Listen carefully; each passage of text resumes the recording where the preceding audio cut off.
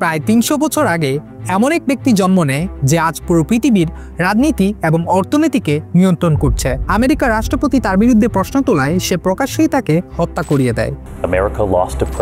ফ্রান্সের রাজা তার শর্ত মানতে রাজি না হওয়ায় সে সম্পূর্ণ দেশেই বিদ্রোহ ছড়িয়ে দেয়। রাজা ও রানীকে প্রকাশ্যেই মৃত্যুদণ্ড দেওয়া হয় এবং তাদের সন্তানরা কারাগারে পচে মরে। আপনারা হয়তো সেই ব্যক্তির নাম কখনোই শুনেননি, কিন্তু তার তৈরি সংগঠনের নাম সবাই শুনেছেন, দ্য ইনফেমাস ইলুমিনাতি। আজকের ভিডিওতে আমরা জানব কে ছিলেন সেই রহস্যময় ব্যক্তি, তিনি কিভাবেই বা এত শক্তিশালী হয়ে উঠলেন এবং তার তৈরি সংগঠন ইলুমিনাতি কি আজও আমাদের মধ্যে রয়েছে। এই গল্পের শুরু 6 ফেব্রুয়ারি 1748 সালে জার্মানির বাভারিয়া প্রদেশে এক আইন প্রফেসরের ঘরে জন্ম নেয় একটি শিশু, যার নাম ছিল জোহান অ্যাডাম ওয়াইসহাফট। কিন্তু ভাগ্য ছিল তার সাথে নিষ্ঠুর। মাত্র 5 বছর বয়সেই বাবাকে হারান অ্যাডাম। তখন তার দায়িত্ব নেন বাবার বন্ধু জোহান অ্যাডাম বনিস্ট, যিনি ছিলেন ইনগলস্ট্যান্ড ইউনিভার্সিটির আইন অধ্যাপক। এই গডফাদারই তার জীবনকে সম্পূর্ণ বদলে দেন। তিনি অ্যাডামকে শিখান অন্ধবিশ্বাস নয়, যুক্তিই সত্য। সেই সময়ের ইউরোপ ছিল সম্পূর্ণ ভিন্ন। ক্যাথলিক চার্চ ছিল সবকিছুর উপরে। অনেকেই ভাবে খ্রিস্টান এবং ক্যাথলিক এক, কিন্তু না, এরা আলাদা। খ্রিস্ট ধর্ম হলো বৃহত্তর ধর্ম, যেখানে যীশু খ্রিস্টই ঈশ্বরের প্রতিনিধি। ক্যাথলিকরা বিশ্বাস করে পপের কথাই চূড়ান্ত। বাই দ্য ওয়ে, পপ হচ্ছে ক্যাথলিকদের সর্বোচ্চ ধর্মীয় গুরু। ক্যাথলিকরা বিশ্বাস করে পপের কথাই চূড়ান্ত। পপের আদেশ দেশের আইনের চেয়েও বড়।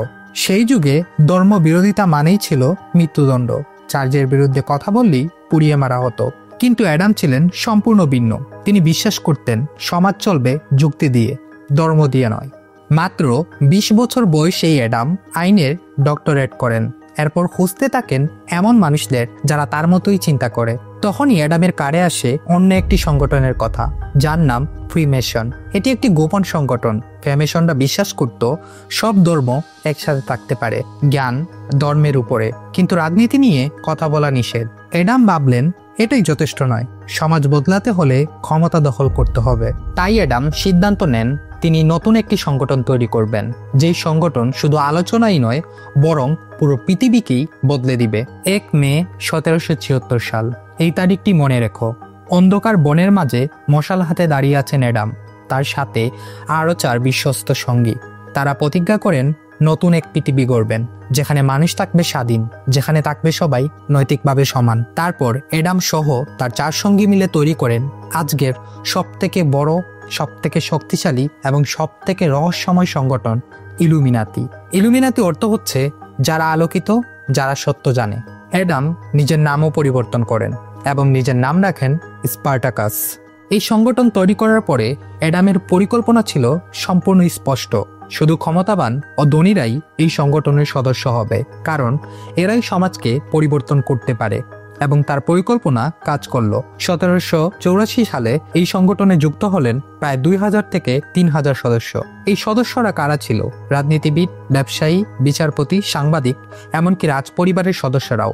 সেই সময়ে এমনটাও প্রচলিত ছিল ইলুমিনাতির সদস্য হওয়া মানেই ক্ষমতার প্রতীক। 1780-এর দশক। ফ্রান্স তখন ধ্বংসের দ্বার প্রান্তে। জনগণ ক্ষুধায় মরছে, কিন্তু রাজা লুই 16 এবং রানী তখনও বিলাসিতায় মেতেছিলেন। অ্যাডাম বুঝলেন সময় এসেছে। তিনি তার সংগঠনের মাধ্যমে ফ্রান্সে বিদ্রোহের বীজ বপন করেন এবং তার পরপরই 14 জুলাই 1789 সালে শুরু হয় ফরাসি বিপ্লব। রাজা ও রানীকে গিলোটিনে মৃত্যুদণ্ড দেওয়া হয় এবং তার সন্তানরা কারাগারে পচে মরে। পুরো ফ্রান্স রক্তে ভেসে যায়। কিন্তু প্রশ্ন হলো, এই বিপ্লবের পিছনে কি সত্যি ইলুমিনাতি ছিল? 1785 সাল বাভারিয়ার রাজা চার্লস থিওডর ইলুমিনাতিকে নিষিদ্ধ ঘোষণা করলেন। গোপন সংগঠন বেআইনি করা হলো। অনেক সদস্যকে গ্রেফতারও করা হয়। অ্যাডাম পালিয়ে যেতে বাধ্য হন। তার গড়ে পাওয়া যায় নথি এবং জানা যায় ইলুমিনাতি আত্মহত্যাকে ন্যায্য মনে করে, ধর্মকে প্রতারণা বলতো, বিশ্ব শাসনের পরিকল্পনা করেছিল, এমনকি নারী শাখাও গঠনের চিন্তা ছিল। সরকার ভাবল ইলুমিনাতি শেষ, কিন্তু সত্যিই কি শেষ হয়েছিল? তারপর ফরাসি বিপ্লবের প্রায় 4 বছর অতিবাহিত হলো, কিন্তু তখনও পর্যন্ত জানা ছিল না কারা ছিল এই বিপ্লবের পিছনে। অনেক ঐতিহাসিক বিশ্বাস করেন ইলুমিনাতি কখনোই শেষ হয়নি, তারা শুধু গোপনে চলে গিয়েছে। 1961 সাল আমেরিকার রাষ্ট্রপতি জন এফ কেনেডি একটি ভাষণ দেন। সেই ভাষণে তিনি বলেন, আমরা এমন এক বিশ্বে বসবাস করি যেখানে গোপন সংগঠন, গোপন শপথ ও গোপন প্রক্রিয়া চলছে এবং এটি স্বাধীন সমাজের জন্য হুমকি। এর 2 বছর পরই 22 নভেম্বর 1963 সালে কেনেডিকে প্রকাশ্যেই গুলি করে হত্যা করা হয়। আরও রহস্যজনক ব্যাপার, যে ব্যক্তি তাকে হত্যা করেছিল তাকেও 2 দিন পর হত্যা করা হয়।